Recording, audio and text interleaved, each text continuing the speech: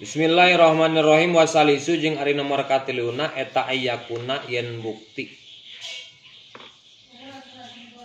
Eta ayakuna yen bukti fi'lun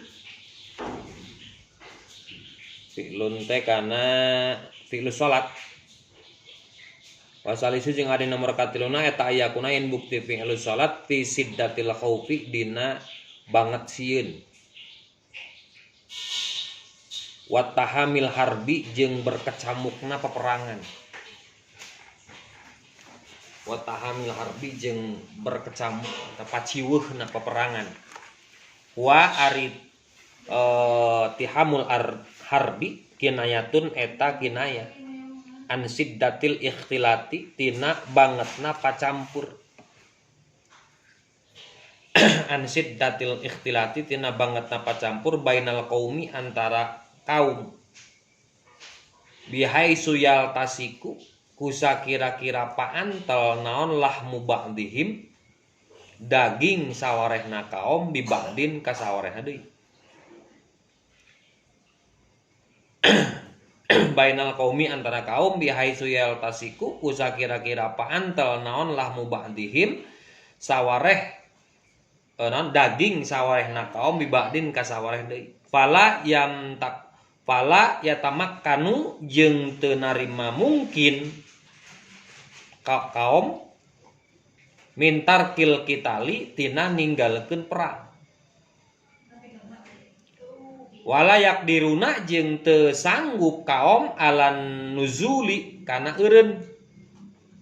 Wala yakdiruna jeung teu sanggup kaum alan nuzuli kana eureun.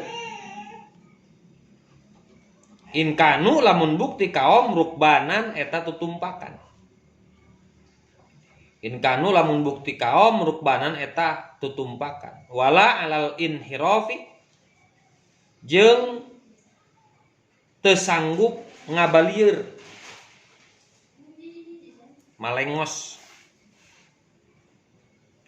ngabalieur. Inkanu lamun bukti kaum masyatun eta anu leumpang. Aduh ya. Inget. Jadi gambaran nu katilu, kami kan gambaran ini lagi menjelaskan dapoh deui ieu. Memeh naon ti memeh ulangan. Mantap asukna soal kemarin aja ieu. Jadi naon? Jadi ini kan lagi menjelaskan gambaran tata cara kaifiatus salat ingda sidatil khaufi. Jadi menjelaskan tata cara salat jalma anu keur dina peperangan. Kerjana peperangan. Walaupun nanti berkembang, siddatul khauf itu bukan hanya ketika peperangan saja.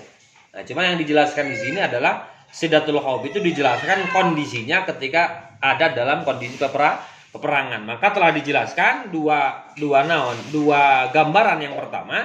Gambaran yang pertama waktu itu kalau musuh ada di selain kiblat dan jumlah musuh kurang setengahnya dari umat muslim, maka tata cara salatnya adalah bergantian makmum mengikuti imam masing-masing satu rakaat. Nah, ingat tata cara kamari kan. Jadi sebagian jadi makmum, sebagian jadi harisul imam. Sebagian jadi makmum, sebagian jadi naon? Jadi penjaga imam. Nah, ketika nanti naik untuk rakaat kedua, makmum yang pertama pindah ke posisi harisul imam. Harisul imam berganti kemana? Ke posisi makmum. Dan nanti imam menunggu dina tahiyat, menunggu salam babarengan. Itu gambaran yang pertama. Gambaran yang kedua, kalau si musuh itu tetap dengan hitungan yang sama, kurang dari tentara muslim, tapi posisinya adalah ada di depan kita, ada di hadapan kita. Maka perbedaannya adalah itu antara si makmum anu gelombang yang pertama, jadi gelombangan. Sip makmum sip pertama dan makmum sip kedua. Itu. Maka si imam tadi gambaran nu kedua itu gambaran kedua. Lah baca di we.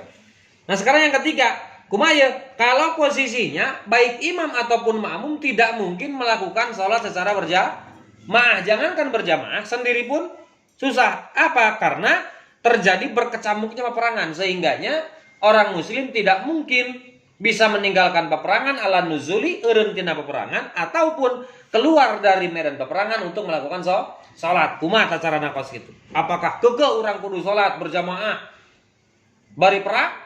Apakah bagaimana? Ini solusinya. Faisolli maka sholat sahakulloman.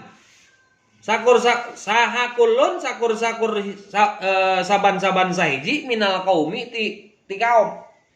Kaifa amkana kumaha mungkinna si eman hu kana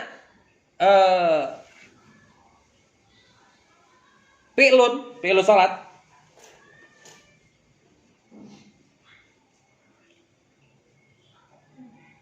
Rajulan eta bari lempang masyian tegesna anu lempang. Rajulan bari anu lempang masyian tegesna bari anu lempang. Auraqiban atawa berkendara tutumpakan. Auraqiban atawa anu berkendara mustaqbilal kiblati barina yang ada ke kiblat. Wa ghairu mustaqbali jeung henteu nanyang hareup laha ka kiblat.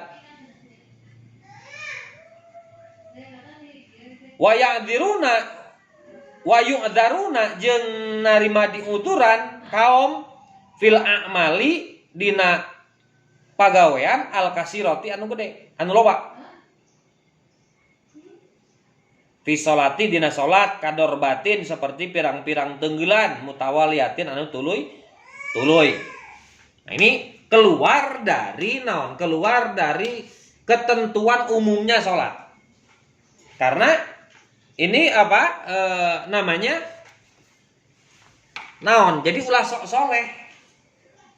Sok soleh teh kumaha? Ketika lagi perang, lagi riweuh-riweuhna perang jeung naon? Jeung orang-orang jeung musuh, urang sok-sokan sholat. Maka di sini ada tata caranya. Maka fayusalli kaifa amkana rajulan au masyian au raqiban mustaqbilal kiblati au ghairu mustaqbilal kiblat. Jadi salatlah kumaha kahayang urang. Lamun naon? Kalau kita dalam keadaan perang yang sulit untuk kita hindari, maka salatlah. Bari ngayun pedang, bari perang, bari numpak kuda, bari numpak motor, jangan baheula numpak kuda. Kalau sekarang mungkin numpak tank baja. Jadi ulah ngahajakeun naon, ulah maksakeun markirkeun tank baja heula hareupna Alfamart. Numpang salat cenah itu bisa. Alfamart gitu tuh ke perang bener. Gitu. Jadi teu ngaberatkeun lah Islam, teu ngaberatkeun. Jadi ulah memaksakeun sok saleh kana perang air salat we. Kumaha kamu lamun paek? Syahid fisabilillah. Teu bisa. Ulah kana naon, ulah kana bisa jadi lamun urang keur perang kalah ngahajakeun naon? Salat sampurna bisi teu kaasup kana ngajalankeun hukum, berarti kita mati dalam keadaan mengingkari hukum. Itu yang kita takutkan. Awas sing paham ya. Hukum salat sidatul haus seperti apa? Kumaha?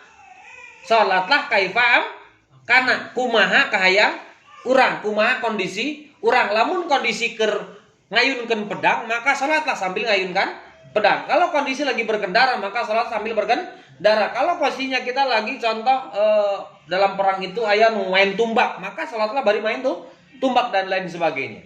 Itu adalah apa? Itu adalah aturan agama, berarti syariat Islam. Nah, kalau kita maksakeun salat sempurna ketika seperti itu, ditakutkan kita salat dalam keadaan meninggalkan syariat Islam. Kenapa? Syariatnya sidatul khauf itu lakukan kumaha kahayang urang, kumaha kondisi urang, tanpa harus salat sebagaimana biasanya sempurna. Ditakutkan kalau kita salat maksakeun salat sempurna lalu mati dalam keadaan salat tersebut, ditakutkan kita tergolong orang yang salat mati dalam meninggalkan ajaran agama. Naon ajaran anu digalkeun ku urang? Ajaran salat kumaha maneh ketika keur naon mah? Ketika perang mah gitu. Maka contoh seperti ini, contoh jamak qashar dina waktu keur musafir. Musafir afdal mana antara sampurna jeung jamak? Abdol di jamak beda jeung puasa. Lamun puasa mah wa antasumu khairul lakum. Puasa leuwih alus. Gitu. Tapi untuk salat itu dianjurkan jamak. Nah, ditakutkan kalau kita sempurna salatnya terus kita mati dalam keadaan salat yang sempurna, itu kita tergolong orang yang menyepelekan syariat agama. Naon syariat agama? Jamak qashar. Geus dibere syariat ya, musafir mah jamak henteu rek kudu mah. Ya musafir cuman afdol di jamak, afdol di qashar, kari-kari kurang ditinggalkeun. Maka ketika kita meninggalkan syariat jamak jeung qashar itu, kita tergolong orang yang menyepelekan syariat agama, yaitu jamak jeung qashar. Pun seperti ini, siddatul khauf teh naon? Salat kumaha kahayang urang ketika keur perang berkecamuk teh syariat agama. Lamun urang maksakeun naon? Salat sampurna, maka ditakutkan kita naon? Ditakutkan kita tergolong orang yang meninggalkan syariat agama. Contoh salat di masjid tuluy aya gempa. Apa ajaran fikih yang harus kita laksanakan? Ajaran agama? Apakah terus salat walaupun gempa keurugan? Apa kita lari? Hah? Lari tapi tetap dalam keadaan salat. Nah, ditakutkan lam urang sok naon, sok khusyuk teh gini. Ya. Wah, ai gempa, ai karena Allah ieu keur salat. Paek bisi modar ninggalkeun naon? Ajaran agama apa ajarannya? Ajarannya kalau kita sedang salat ada sesuatu hal yang menakutkan, mau itu ular, kalajengking dan lain sebagainya ataupun gempa, maka lari. Tapi lari jangan membatalkan salat, tetap salat. Allahu akbar gempa. Langsung lompat. Alhamdulillahirabbil alamin maliki yaumiddin. Iya kalau dia saya lompat di salat. Ulah soyun ruku, ieu maka nepi ka bantok bagian ruku. Ruku lah. Atuh urug manten bae katinggang salat we termasuk sidatul khauf. Maka dalam hal ini Islam tidak memberatkan. Non, la yukallifullahu nafsan illa wus'aha. Allah moal mere. Jadi itu merupakan salah satu rusuh. Hadiah lah cekasar hari rusuh teh. Urang diberi hadiah ku Allah, diberi hadiah ku Rasul, ditolak urang nyeri hate kan gitu Rasul teh meureun. Itu merupakan rusuh. Nah, begitu pun ini salat sidatul khauf. Nah, bagaimana masalah gerakan dalam dalam pembatalan salat sempurna? Itu kan kita tidak boleh bergerak lebih dari 3 kali. Berbeda dengan salat sidatul khauf. Banyak orang sekali kali nane eureun ulah leuwih 3 kali. Ari ngoblok lah batal.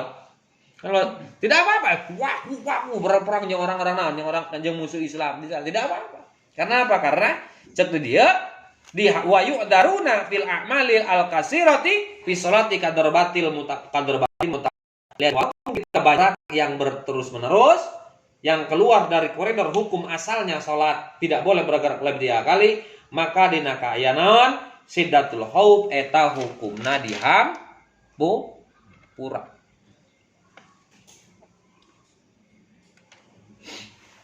Aslun fil libasi wallahu a'lam.